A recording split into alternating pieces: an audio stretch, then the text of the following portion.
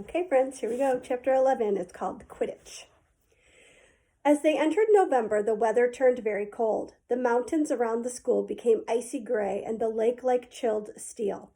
Every morning, the ground was covered in frost.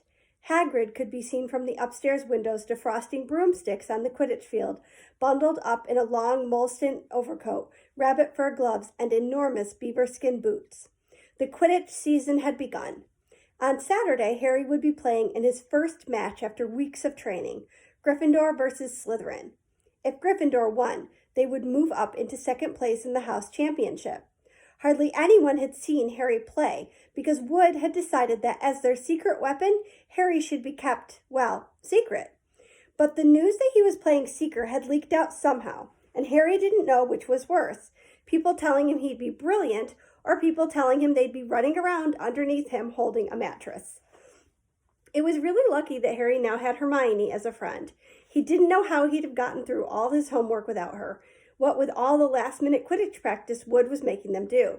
She had also lent him Quidditch Through the Ages, which turned out to be a very interesting read. Harry learned that there were 700 ways of committing a Quidditch foul, and that all of them had happened during a World Cup match in 1473. That Seekers were usually the smallest and fastest players, and that most serious Quidditch accidents seemed to happen to them, that although people rarely died playing Quidditch, referees had been known to vanish and turn up months later in the Sahara Desert. Hermione had become a bit more relaxed about breaking rules since Harry and Ron had saved her from the mountain troll, which she was much nicer for it. The day before Harry's first Quidditch match, the three of them were out in the freezing courtyard during break, and she had conjured them up a bright blue fire that could be carried around in a jam jar. They were standing with their backs to it, getting warm, when Snape crossed the yard. Harry noticed at once that Snape was limping. Harry, Ron, and Hermione moved closer together to block the fire from view. They were sure it wouldn't be allowed. Unfortunately, something about their guilty faces caught Snape's eye. He limped over. He hadn't seen the fire, but he seemed to be looking for a reason to tell them off anyway. "What's going on there, Potter?" It was Quidditch Through the Ages, Harry showed him. "Library books are not to be taken outside the school," said Snape. "Give it to me. 5 points from Gryffindor." "He just made that rule up," Harry muttered angrily as Snape limped away. "Wonder what's wrong with his leg." "Dunno, but I hope it's really hurting him," said Ron bitterly. The Gryffindor common room was very noisy that evening. Harry, Ron, and Hermione sat together next to a window. Hermione was checking Harry and Ron's charms homework for them. She would never let them copy. How will you learn? But by asking her to read it through, they got the right answers anyway. Harry felt restless. He wanted Quidditch Through the Ages back to take his mind off his nerves about tomorrow. Why should he be afraid of Snape? Getting up, he told Ron and Hermione he was going to ask Snape if he could have it.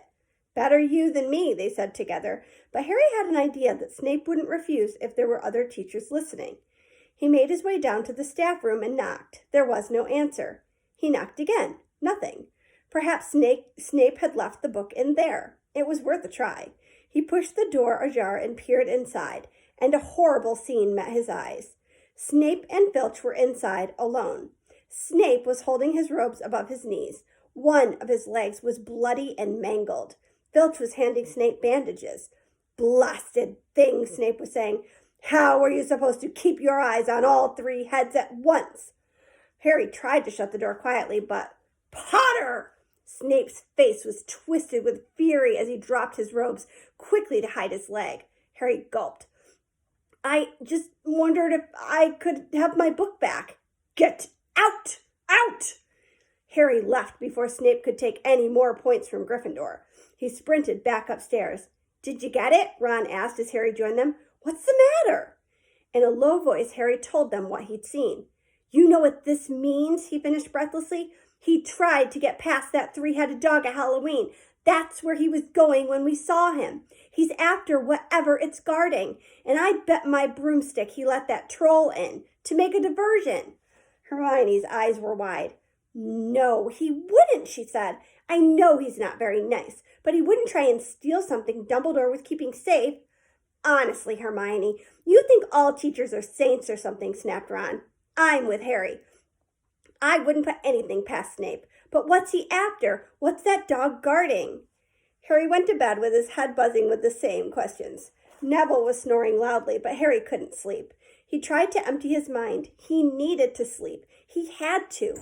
He had his first Quidditch match in a few hours, but the expression on Snape's face when Harry had seen his leg wasn't easy to forget.